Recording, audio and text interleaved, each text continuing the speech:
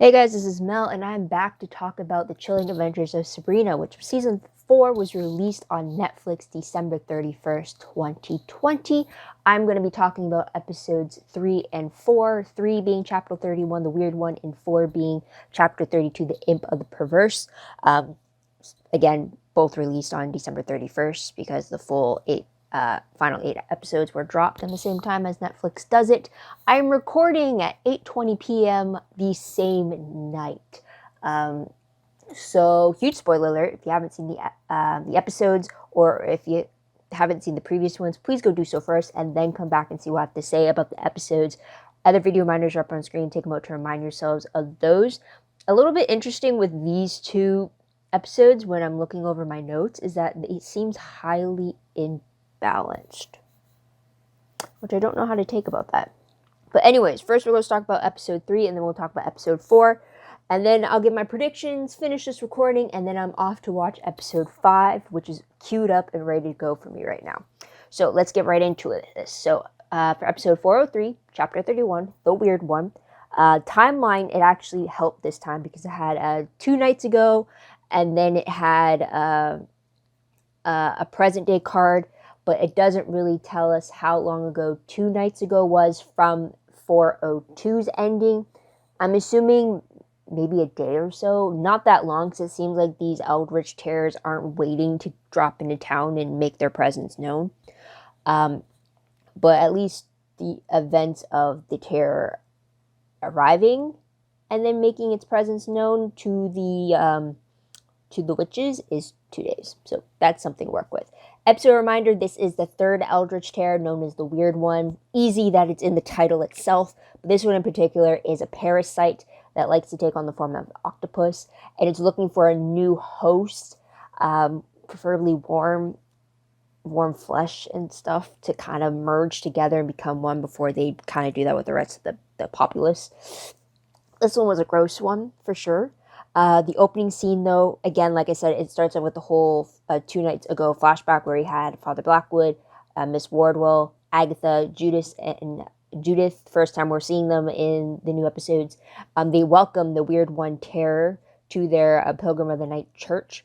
The Weird One states that they want to inhabit Sabrina, despite Blackwood's offer to be the vessel. Blackwood is called being weak, and they wanted Sabrina because she was the strong witch that conquered the 2 previous terrors, so that was their reasoning.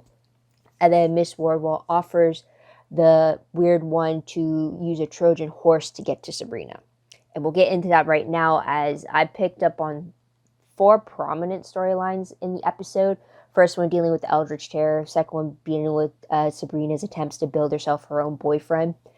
Third one dealing with Mama Murray showing an interest in Roz's cunning abilities. And then the fourth one dealing with Caliban trying to pretty much kill off Lilith and her unborn son with the help of Asmodeus and Beelzebub. So that's the fourth one there, which we'll get into. So with the Eldritch Terror, we see Ambrose and Prudence giving a presentation to the Coven about the upcoming terrors, confirming that there's 8 of them. And then with the 8 of them, they all welcome the Void, I think. So I guess a 9th one, or if the 8th and final terror is meant to be the big void that they're trying to stop. And they express that the next one they should expect is the Weird One. Weird One uses the body of its dead host to get inside the Spellman mortuary, and then through its creeping in the house, it got to Sabrina as she slept. So they failed to surgically remove the parasite from her, which led to them forcing her into dehydration, which killed the body of the Weird One, and it got puked out of her. But by that point, the consciousness of the Weird One was already trying to merge with Sabrina. So now it's kind of like a mental battle that Sabrina has to fight against the terror, which she ends up winning, but not before the Weird One called Sabrina an empty vessel just waiting to be filled, which is why they targeted her, because not only she was strong in power, but apparently weak-willed, I think, because of that vulnerability and emptiness she felt. So as she had a little mental battle with them, Ambrose's plan was to make her brain very inhabitable as she does that, to kind of force the the weird one's consciousness out of her, which they do, and then they end up trapping it in this little octopus and then freezing it in a tank. So there's that. Second storyline deals with Sabrina's build a boyfriend plan.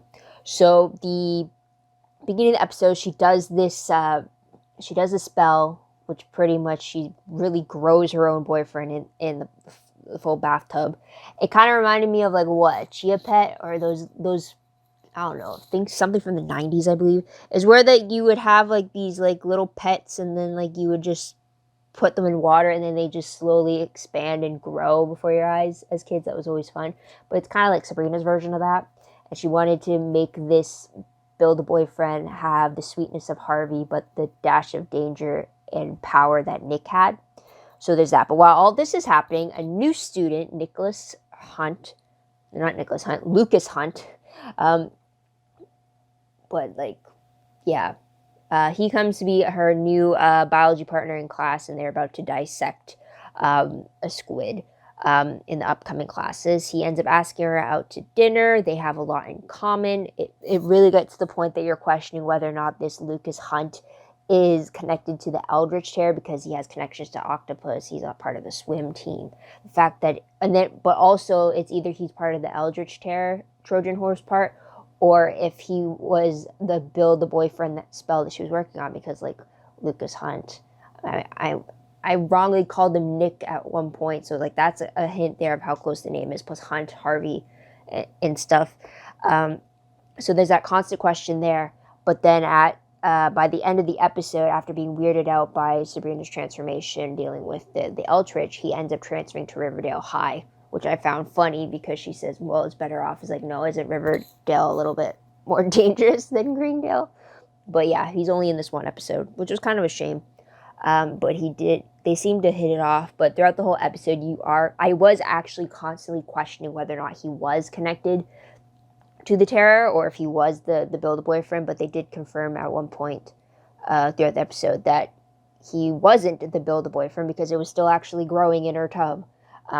So that left us thinking that maybe he was connected to the Eldritch Terror, but then we find out that no, it's actually Sabrina who already got infected, or if you will. So there's that. But by the end of all this, she finds out, or she decides that she doesn't, she needs to figure out who she is on her own, and then she kind of pulls the plug on her boyfriend's spell and drains the water so that it doesn't grow anymore.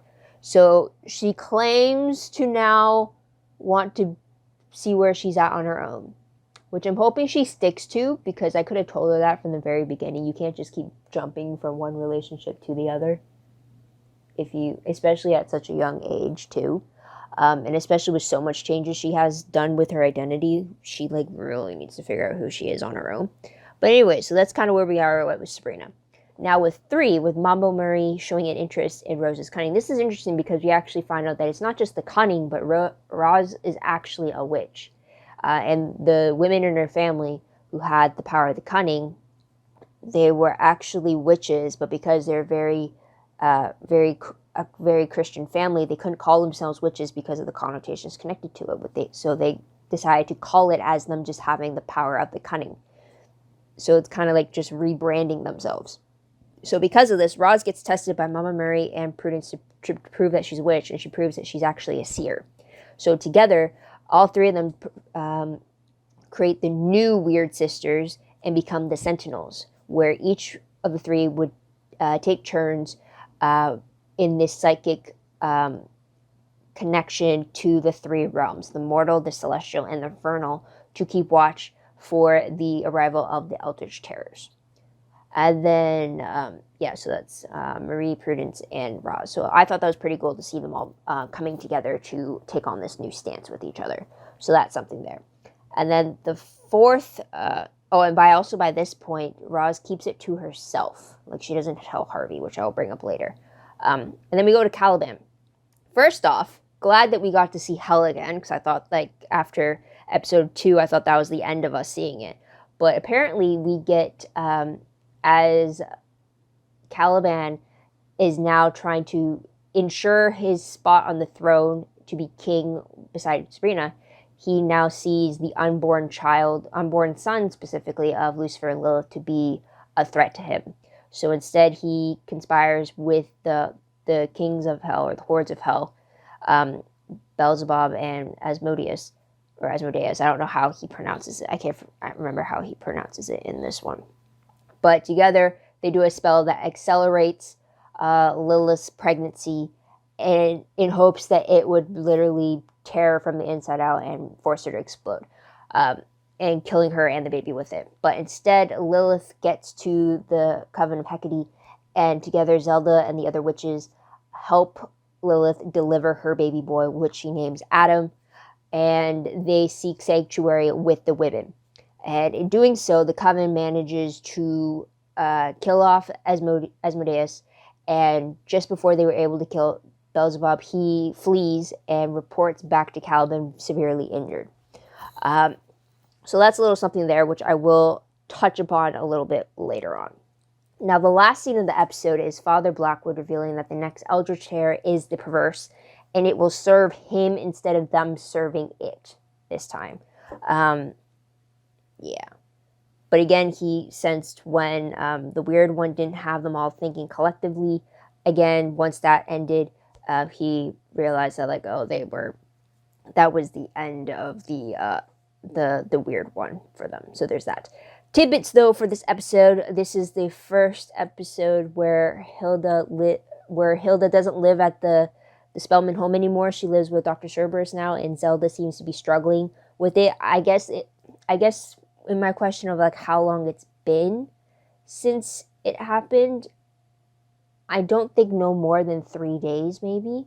Just because I would assume, or maybe a week, because, like, their wedding happened at the end of the previous episode. So then maybe I'm thinking however long their honeymoon phase was, and then, like, them actually moving in together and stuff. But Zelda is not handling the fact that Hilda's not in the same house with her anymore. Theo and Robin aren't actually in this episode, so that's something there. Also, Lucifer and Queen Sabrina aren't in this episode, even though we see Caliban in Pandemonium. He actually explains that both Sabrina and her father are actually touring in the 9 circles, or I think Beelzebub actually said that to Caliban, but kind of to allow for them to have time to talk about getting rid of the unborn son. So there's that. And then we also have Ambrose talking to Salem a little bit more during the autopsies. So it's a great device to allow for us to know what he's finding in those autopsies without making it seem like he's talking to himself. He just talks to Salem.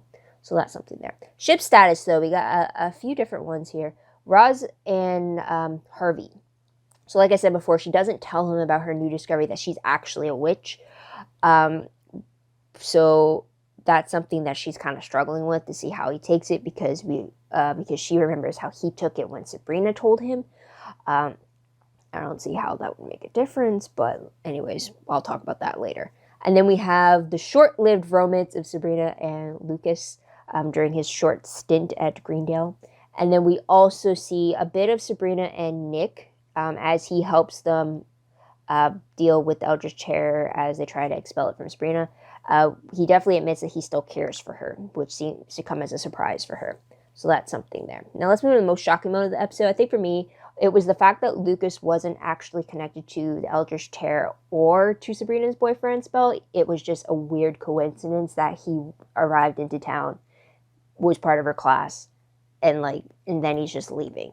I mean, I kind of wish that he was still going to be a part, I wish he didn't get transferred to Riverdale, but after all the craziness that he just experienced, I can understand why he would, but it just seemed like he was a very, very short-lived plant, and I'm still surprised he wasn't connected to either of the two that I thought he was connected to this whole time.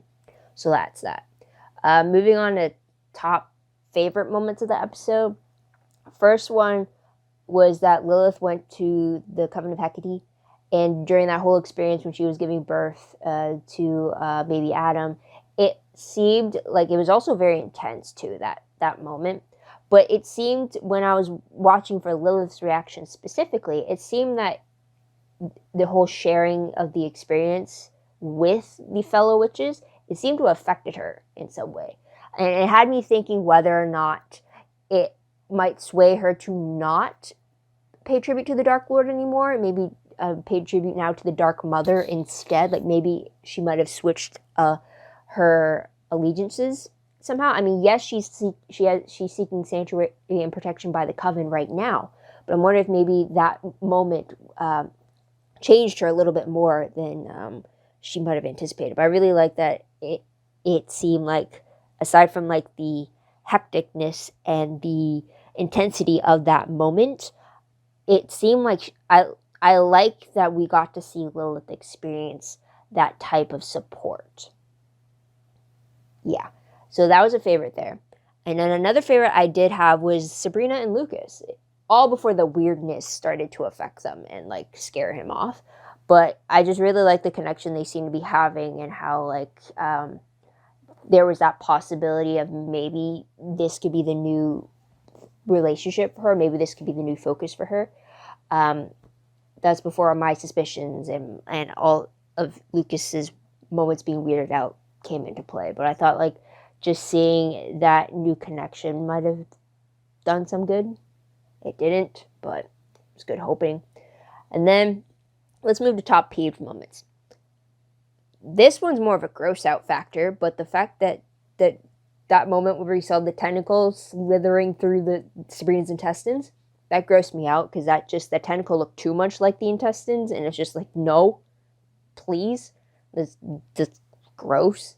But very well done in regards to like effects or however they did it. It was just like filming that was great, but me seeing that as a viewer, that grosses me out.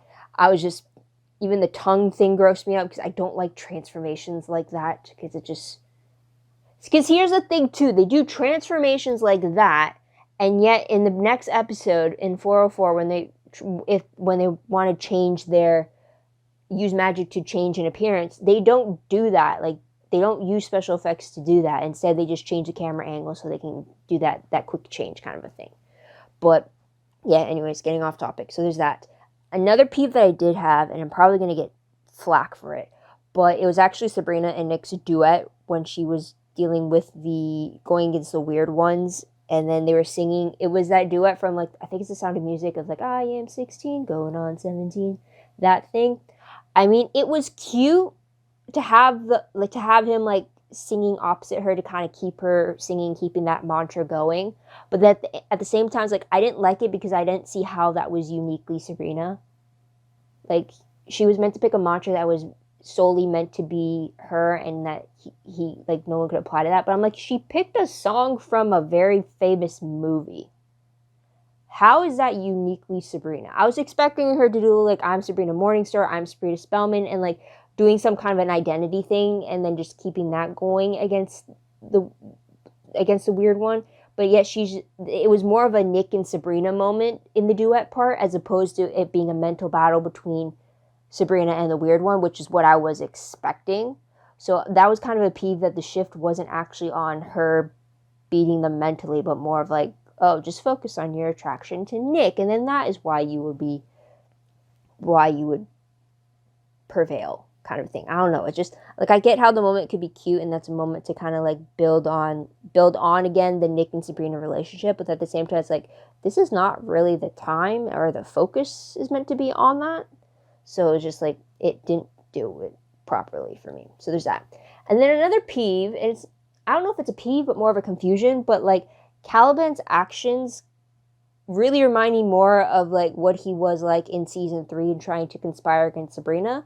And he doesn't match with the Caliban I saw in the previous episode when he got married to Sabrina Morningstar. And he felt very devoted to her, and like he acted like he was devoted to her and happy to be. But then now I'm questioning, like, well, was that all an act? Is like, what was he playing her this whole time? Is like, did Caliban not actually change like we were led to believe from Queen Sabrina last episode? So peeve, more of like, I don't know whether or not, has he changed? Was I played? Was I duped? Like, what's going on? I don't know. So yeah, that just has me like, now it has me hoping we'll see more, not only of just Caliban, but I want to see if he is now aware of the two Sabrinas, if he treats them any differently now. versus like if he's like the lovey-dovey version with his wife Sabrina, versus like if he's the old Caliban when he's with Sabrina Spellman. You know what I mean? So that's something there. And then let's move into random questions before we jump into the 4th episode. So my random questions, first one. How is Agatha suddenly less insane from Pan's effects? Which kind of contradicts because I do have a follow-up question from the next episode. So we'll get to that eventually. But I'm wondering, how is she suddenly just not under the effects of Pan anymore? Based on how she acts in this episode. Second question. Doesn't Queen Sabrina miss Ambrose and her aunts? I mean, she claims she's happy. She has Lucifer. She has Lilith. She's ruling the infernal realm. But, like, she is still Sabrina to her core. So I'm wondering, does she not miss her Ambrose, Aunt Zelda, and Aunt Hilda? Does she not miss any part of them? So, like, that was something there that I was a little bit confused about. And then also, here's another one that tripped me up. So, when Beelzebub just came back from dealing with the Coven of Hecate, he reports back to Caliban and reveals that they don't worship Lucifer anymore, but they worship Hecate. But the way that Caliban reacted, or that whole scene played out, it gave the impression that Caliban didn't know this, because he even said that, like, Caliban was even surprised that the Coven was able to kill Asmodeus and damage Beelzebub as much as they did, because he said, like, well, they have no power from the Dark Lord, so how could they do this? And then Beelzebub reveals that, well, they now worship Hecate now. And it seemed like that was the moment for Caliban where he was made aware of, like, they have their other source of power. But then in 402 in the previous episode, didn't Caliban visit the academy and was told by Sabrina Spellman that they now worship Hecate? She asked him to make this sacrifice, and he literally presented the sacrifice to Sabrina Morningstar right before the wedding. So I'm wondering, like, he knew that they didn't worship the Dark Lord anymore. So then why in this episode did he act like this was brand new news for him? Like, is that a continuity error there? Or is he, again, playing his cards or something? I don't know. So that's something there. Another question I had was, why was Lucas aware during that whole classroom takeover with Sabrina and the Weird One? The one that Ambrose walked in and had to, like, shut down immediately. Like, why was Lucas the only one, like, freaking out and, like, not subjected to Sabrina's and the Weird One's suggestive orders? I can understand if it was Roz that was immune to their words or more resistant to it because she is a witch or because she is the power of the cunning. But I don't understand how a random mortal like Lucas was the one that wasn't affected by them. Like, I don't understand that. Like, does that mean he does play more of a part to this and we'll see him later? Or, like what? Like, I don't get it. So there's that. Another question is, do you think Sabrina is an quote-unquote empty vessel because of the time paradox? Because there's two of her and, like, it kind of feels like she's two halves of a whole now? Or is it because of that candle cut spell that she did for her feelings for Nick and Harvey? Or is it something else? And because when the Weird One called her an empty vessel, it kind of reminded me about Supernatural in season 5 when the Horsemen of the Apocalypse famine called Dean Winchester broken. It kind of reminded me of that moment where it was like a very dark truth that came about them. And it's like you don't want to accept what that explanation is, but then it kind of makes sense, kind of a thing. So I'm wondering if that's something along those lines for Sabrina in this situation. And my final question is, why is Mary Wardwell, so okay with being a part of Father Blackwood's actions in the Pilgrim of the Night Church? Like, he and Agatha talk and speak as if she is part of their witchly coven. It's like they sometimes act as if she's Lilith when she's still Mary. She like, I'm not understanding why she is still with them if she was also so afraid of the Spellmans being witches Why is she now going to a church that kind of is still doing the same type of actions that she had originally feared? Or is it that them proving to be right once with the Eldritch Terrors is the reason why she's still there? I have no idea. So that's something there. So let's move on to episode 4. Episode 4, the Imp of the Perverse. Timeline-wise, I'm assuming it's shortly after the events of the previous episode, but they don't actually specifically state it unless I missed it. But the episode reminder again in the title, 4th Eldritch Terror being the Imp of the Perverse. It is more of an idol or an artifact that allows to grant any wish, and that wish then warps the reality of it. It doesn't have an actual like the previous 3 Eldritch Terrors. It's like a consciousness or like an entity that we're actually talking and interacting with.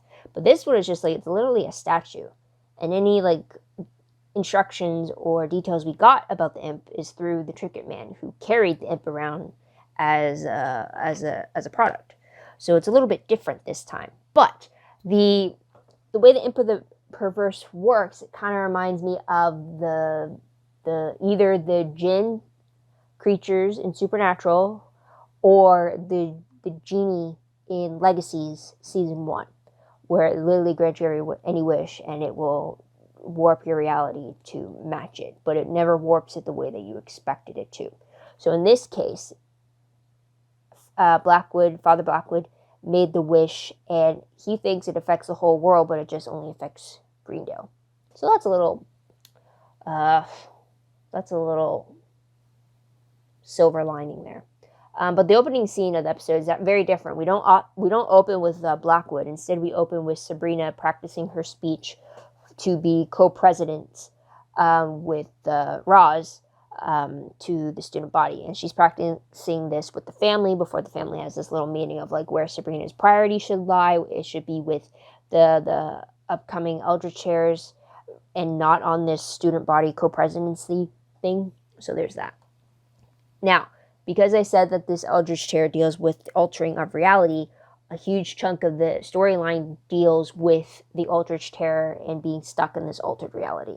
Second storyline does deal with the student council presidents thing, which I'll get to after. But with the Eldritch Terror, Blackwood uses the imp and wishes the world to where he was always the emperor.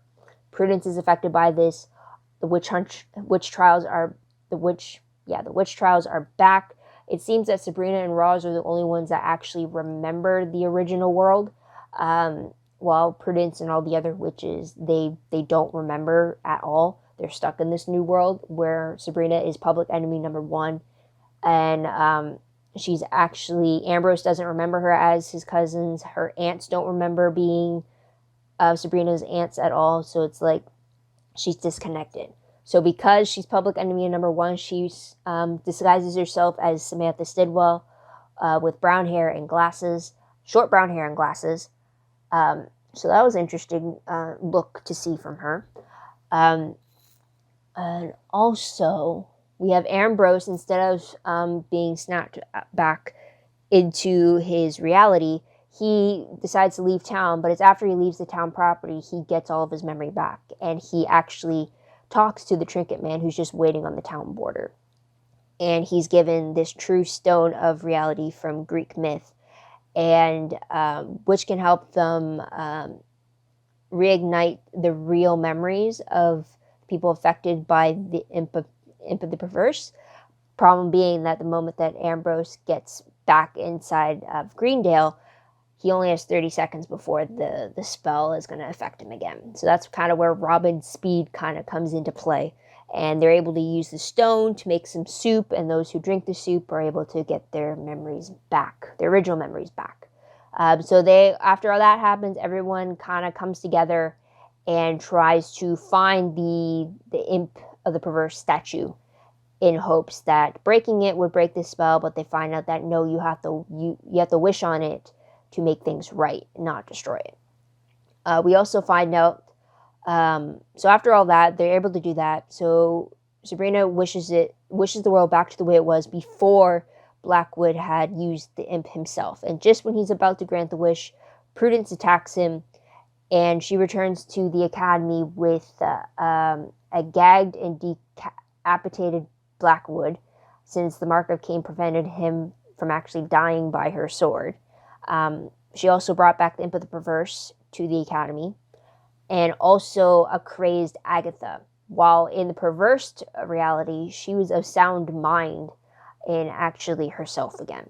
But now she seems to be crazy all over again. So that's something. With the second storyline, though, like I mentioned before, it deals with the co-presidency. So kind of through the whole experience of living in this altered world, Sabrina and Roz find their uniqueness and identity in calling themselves as witches among the students, as being these women that will stand up for what is right, and kind of claiming the title and making it a good connotation instead of a bad one. And it seems to be very receptive among the other students. But it's something they had to kind of like embrace through the altered reality where being called a witch was what got you killed, essentially. So that's something. Last scene of the episode shows Nick confessing his feelings to Sabrina and telling her that they are endgame. One tidbit, again, it's a very small tidbit, is the fact that it's confirmed that Harvey lost his virginity to Roz. I mean, kind of the scenes that we saw with them in 402 kind of implied it, but we actually get confirmation that they actually did the deed. And with ship status, though, we see Harvey being told the truth that Roz is a witch, and he kind of struggles with it to the point where, like, I kind of called him a hypocrite a few times throughout the episode, because the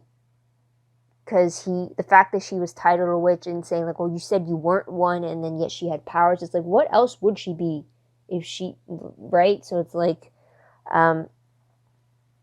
so there's that. But then now there's the question of, like, if they never, who did her family's legacy, like, who did they pray to if it wasn't to the devil to get their powers? Did they originally pray to Hecate or someone else? I don't know. Like, where did their source of power of the cunning come from? So there's that. Also in the altered reality, we do get a lot of flirting between Sabrina posing as Samantha and Nick. And then when they return, everything's back to normal, we get Nick confessing his feelings to Sabrina about her, but we don't get her reaction to it. And then, of course, we always see Theo and Robin in the background. No matter what world, they are still together and still fighting for each other. So that was always great. But most shocking moment of the episode, I would say the imp only cast the spell over Greendale. I kind of expected it to be a whole worldly thing, and then a part of me kind of wanted it to see how it affected Hell. But I do also kind of like that it did only affect the town, because then at least that was like putting a nail in Blackwood's plans for world domination. So that was something there. I'm also kind of shocked because this was the reality warping one. I'm surprised that we didn't get the 90s comedy version of Sabrina's aunts in this, like Netflix dropped as a teaser trailer a few weeks ago. I thought, if anything, this would be the episode to feature them, because it's like warping reality and everything. But now I'm curious as to in what other way would we see them playing those roles, right? So that's something. But let's move to top favorite moments. I will admit, between the two episodes, number 4 wasn't the best for me. I don't know. We'll talk about it after. But so it was a little bit hard for me to find favorites. For me, the cover of Samantha Stidwell, I don't know, the look of it was like, I actually prefer that in some ways. Like, just her being able to blend in and not stand out and draw attention to herself, to allow her to like do things under the radar. But then it also was kind of funny because it reminded me of Clark Kent and how everybody couldn't recognize him as Superman just because he put glasses on and put glasses on. Sabrina kind of did the same thing. She changed her hair color, she put glasses on, and yet no one recognized that it was her. So it was just like, all right. Because I think kind of in Smallville, I think Kara did that too. So like, she literally put glasses and she changed her hair from blonde to brown hair, I think. So I felt that was kind of funny. Another favorite was the fact that we got to see Robin do a lot more with his powers. Not only did we get him to speed out to escape being taken away as a witch, but we got him to help to see him get Ambrose into Sabrina fast enough to deliver the message. We got to see him go retrieve the imp statue and then do the whole massive safe combination things. I really liked seeing him use his powers a lot more for this, so I really liked that. And another thing I liked was the reunion between Sabrina and Agatha in the altered reality, and actually seeing Agatha being helpful to them once again, instead of just being this crazed version of her, or the follower of Blackwood. So I kind of liked seeing this version of Agatha. It was a shame that it was very short-lived, but I hope we can get that version of her back. Now, in regards to top peeved moments for the episode, a huge one I didn't like was the fact that they used the excuse that Sabrina and Roz are immune to the changes of Blackwood's reality, all because they came into the contact with the previous two Eldritch Terrors, which makes sense to me, which I would have accepted that, but yet it became a peeve the moment that excuse did not apply to Ambrose, because he dissected the old one's body. He came into contact with with an Eldritch Terror, just like Sabrina and just like Roz. So I don't get how he was not also immune by the same logic that Sabrina and Roz were. Plus, also, I'm kind of surprised that Harvey then wasn't immune, because he also was affected by the second Eldritch Terror as well. Right? So it's like, the moment that Ambrose wasn't also immune to that, it got me thinking, like, okay, now I can't accept that, because now that just does not make sense. So that became a peeve for me.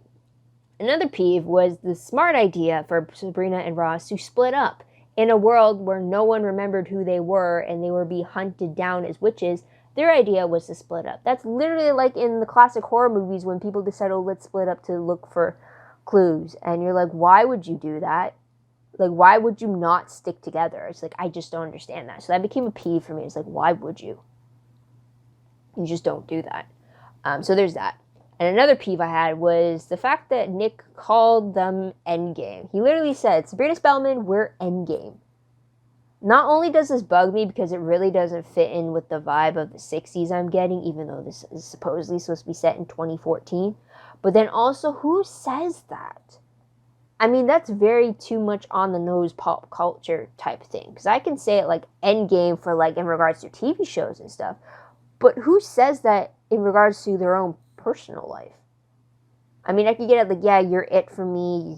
You're the one. Like, those I can understand. It's like, I see a future with you. It's like, yes. But who says Endgame?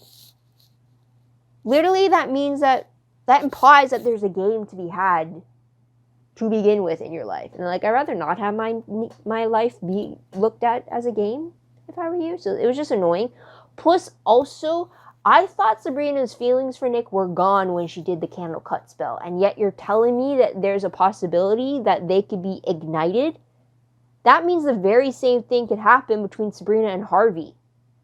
Like, I don't get it. So like, I can understand Nick still having feelings for Sabrina, but I don't like the fact that she's kind of stepping down that road again when she cut the ties of those feelings already to begin with, to not be down that road again. Like, that makes no sense to me. Or is she really that lonely that she's going to take any attention that comes at her way? It's like, no, Sabrina, don't do that. So there's that.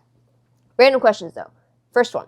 In Blackwood's Perversion, Carl, who is from Baxter High, that Sabrina went on the date with in 402, he was included with all the coven talk in that resistance group. Is that true? Is he actually a part of the coven, or was it just in that altered reality where he was just considered part of it? Second question. Do the others remember the perverted world that Blackwood had? Because Harvey makes the comment to Roz about being on the right side of history, which gives me the idea that he does kind of remember Blackwood's world of witch hunts and how Harvey was on, quote-unquote, the wrong side because he was against the witches in that world. So I'm kind of wondering if maybe everybody else thinks it was just a weird dream, or do they actually remember it, or an inkling of it? I don't know. And my last question. Why is Agatha back to being insane when she returns to the Coven of Hecate, when she was lucid and coherent, I'm pretty sure those two mean the same thing, but when she was with Father Blackwood at the Pilgrims of the Night Church. I mean, like, what changed? Or was her being, or did Father Blackwood do something to allow her to still keep a somewhat sane mind? I have no idea. So that's something there. And my predictions, very quickly, it's very short because with the way that it ended, I really don't know what the next 2 episodes are going to be for us.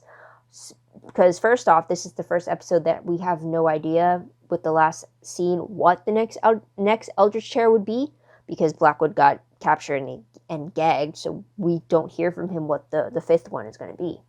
And then the only other prediction I can have is that Sabrina's reaction to Nick's confession, which I hope is not her saying, let's give this a chance. But then I'm wondering, how do we get Nick in that Baxter High Letterman's jacket then, if it's not because of Sabrina's boyfriend spell? So that's something there. Otherwise, I don't know. I mean, there's some things that, like, again, the whole sex education thing hasn't come up yet. So that's something we do have to deal with the 4 last Eldritch Terrors. We do have to see whether or not Queen Sabrina finds out about Caliban targeting her baby brother, or baby half-brother, or whatever. So there's that. The Ants still don't know about Queen Sabrina. I'm still waiting for the merger of the 2 Sabrinas because I don't think both of them should survive past the series finale. So yeah. Plus, I'm also wondering, why are the Eldritch Terrors, why are they going after Sabrina Spellman and not Queen Sabrina? Like, do they not sense her because she's in the infernal realm? I don't know. I guess we'll have to wait and see about that, or I'm about ready to click on play for episode 5, so I'm going to leave it right there. So what did you guys think of the 2 episodes? What did you guys like about it? What are your own predictions? Please let me know in the comments down below. Love to hear all that.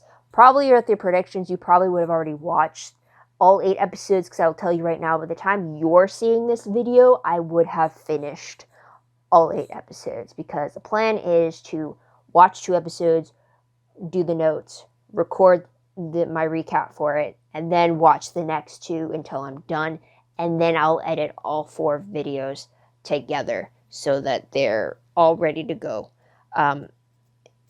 in one go, kind of, because it takes me a while to sit and edit through everything. So that's the plan. So by the time you see this, I would have already watched. So if there's any spoilers or comments down below, I don't mind, but just be aware of the fact that also, if you're the person that checks the comments first before you watch anything, just spoiler alert for yourself there. But yeah, I'm interested to know what you guys thought about the 2 episodes specifically, but then also what you think from these 2 would kind of seed and trickle down into the second half of this season. Again, don't forget to like this video, subscribe to the channel, check out my other videos if you haven't done so already. If you want, check my Tumblr page. Link for that is down below. Anything I post online or I reblog promos, web clips, quotes, gifs, synopses, news, all that good stuff on Tumblr. I haven't done it for Sabrina, but I don't recall. I have to check it if Sabrina has been added or reblogged, or if she's just been moved to saved drafts, because I hadn't watched Sabrina at that point when they came across my dashboard. I'll have to double check though, but the Tumblr link as a whole is in the description below. Same thing for WordPress. That includes all my Tumblr links, but it's more organized and more detailed over there. But I'll have a little spot for Sabrina over there as well, if you want to take a look. Or if I do any of the other shows that you have an interest in, they might be there as well.